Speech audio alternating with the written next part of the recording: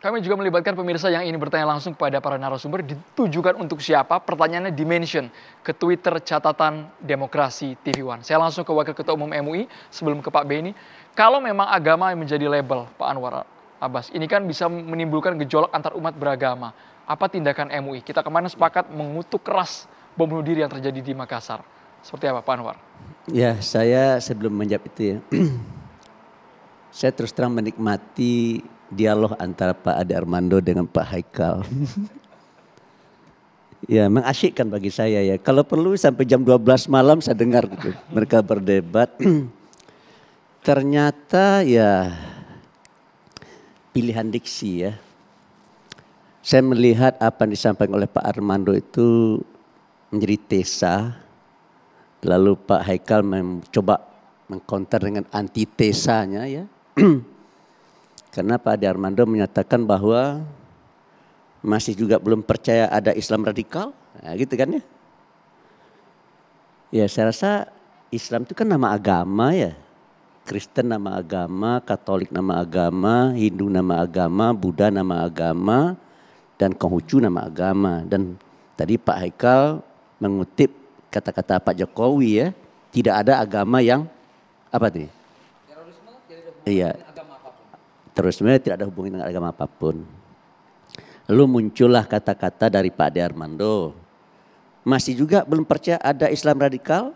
Nah, kita kembangkan. Masih juga belum ada Kristen radikal, masih juga belum ada Hindu radikal, masih juga belum percaya terhadap ada Buddha radikal, Konghucu radikal gitu ya. Saya mencoba melihat ada sintesa di sini, ada titik temu ya. Menurut saya mungkin barangkali maksudnya Pak Ade Armando supaya tidak mengundang masalah ya. Masih juga belum percaya ada orang Islam yang radikal, gitu. So kalau Islam masih juga belum percaya Islam radikal, saya jadi tersinggung saya gitu. Tapi kalau seandainya ucapannya adalah masih juga belum percaya ada orang Islam yang radikal, saya percaya bahwa ada orang Islam yang radikal. Masih juga belum percaya ada orang Kristen radikal, saya percaya ada orang Kristen radikal. Tetapi ajaran Kristen menurut saya tidak akan mengajarkan radikalisme dan terorisme. Islam tidak akan mengajarkan radikalisme dan terorisme begitu. Nah, oleh karena itu bagi saya ya ini orang berdua kita suruh dia berdebat lalu kita menyimpulkan begitu. Ya karena kita mendapatkan manfaat. Saya terus terang merasa mendapat manfaat ya. Ya inilah yang menjadi masalah selama ini ya. Di mana Islam jadi tertuduh terus. Karena mempergunakan kata-kata seperti ini. Ya masih juga belum percaya ada Islam radikal gitu ya. Padahal maksudnya mungkin masih juga belum percaya ada orang Islam radikal. Individunya bukan agamanya. Kalau di Indonesia ini jumlah orang Islam 230 juta. Kalau bahasanya masih juga belum percaya Islam radikal, semuanya kena gitu ya. Semua beragama Islam kena. Tapi kalau dikatakan masih juga belum percaya ada orang yang radikal, saya percaya. Di Sulawesi ada 1 orang, 2 orang yang itu ya. Sulawesi itu berapa penduduknya Pak Beni? Banyak sekali ya. Ternyata ada 2 orang cuma gitu. Jadi dengan demikian menurut saya ya pilihan diksi memang menjadi penting ya. Oleh karena itu kalau Shakespeare menyatakan apalah arti sebuah kata, ternyata malam ini menunjukkan bahwa kata itu sangat penting. Sehingga nanti ini kalau dibiarkan berdebat Pak Ade Armando sama Pak Haikal bisa sampai jam 5 pagi gara-gara kata. Oleh karena itu menurut saya ya memang diperlukan kearifan ya dalam memilih diksi ya, dalam memilih kata-kata. Dan inilah masalah saya rasa yang dihadapi oleh umat ya. Dan oleh bangsa kita ya kata-kata kita kasar. Kata-kata kita ya membuat orang tidak nyaman begitu ya. Dan Pak Ade Armando juga sering mengkritik ya. Saya tidak apa-apa kritik itu sah-sah saja. Jadi saya juga dikritik oleh Pak Ade Armando. Posisi diksi Pak Ade Armando kalau menurut Pak Anwar apakah harus direvisi atau tetap saja? Ya kalau menurut saya dalam konteks ya Instagram tadi emang terubah ya. Mestinya masih juga kah belum percaya Islam radikal, ada Islam radikal? Menurut saya jangan begitu bahasanya. Masih juga belum percaya ada orang Islam yang radikal. Kalau seandainya seperti yang terakhir, saya langsung katakan, saya percaya Bung Ade gitu. Tapi kalau seandainya dibilang masih juga belum percaya ada Islam radikal, saya memang keberatan sebagai orang muslim ya, saya memang keberatan saya, maaf ya. Karena bagi saya itu mengeneralisir ya, mengeneralisir dan ada kesan ya menyudutkan ajaran agama Islam. Padahal tadi sudah kita sepakat, Bung Ade Armando menyatakan ajaran Islam tidak pernah mengajarkan yang seperti itu kan begitu tadi kan. Cuma ada orang Islam yang memahami ajaran Islam yang tidak sesuai dengan yang kita inginkan.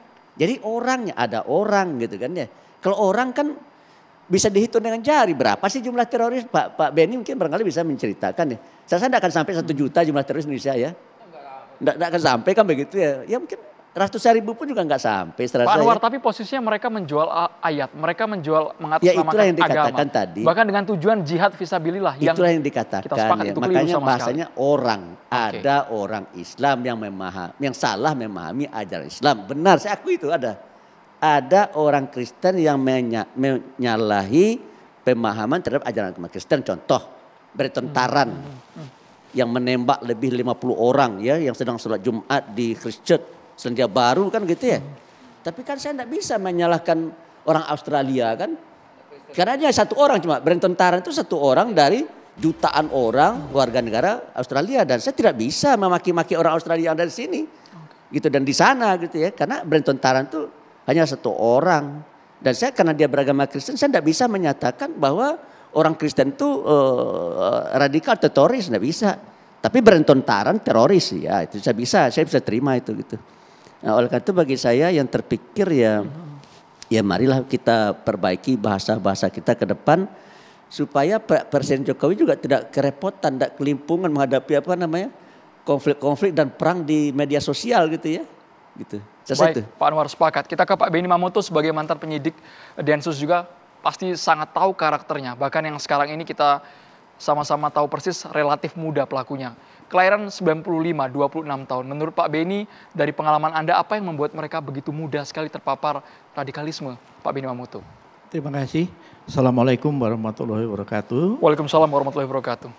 Saya, karena sudah disebut, betul saya dulu dapat tugas memang memeriksa ketika ada penangkapan. Kami yang meriksa dari Bom Bali 1, bahkan sebelumnya kami ketika dulu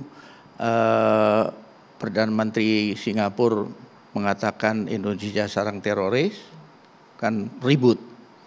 Maka Kapolri Jenderal Daib Bahtiar mengajak saya ke Singapura, pertemukan dengan Internal Security Department yang menangani terorisme, mendapatkan paparan tentang jaringan. Kita nggak puas, mohon akses meriksa langsung. Disitulah kami mendapatkan banyak masukan. Tadinya kan kita nggak percaya yang ngebom Desember 2000. Ternyata 2 orang ngomong, saya ngebom di Batam Pak bersama ini dan sebagainya. Jaringannya siapa? Ini. Kemudian kami coba dalami pola rekrutmen. Nah di situ unik. Rata-rata mereka punya latar belakang, artinya mereka bermasalah. Ada yang pemabuk, ada yang nyuri, ada yang nipu dan sebagainya. Ingin tobat, ingin memperbaiki diri. Ketemu kelompok ini, langsung didoktrin. Betul. Kemudian seperti diberi kata mata kuda, jangan tengok kanan, tengok kiri. Ini rujukannya. Dan akhirnya ikut. Nah, setelah ikut di Bai'ah, mereka berlatih di Afghanistan, di Filipina Selatan dan sebagainya, dan mereka siap menyerang, bahkan ingin menyerang di Changi Airport. Nah, pola itu ditambah lagi, background lagi, ternyata banyak yang eksak.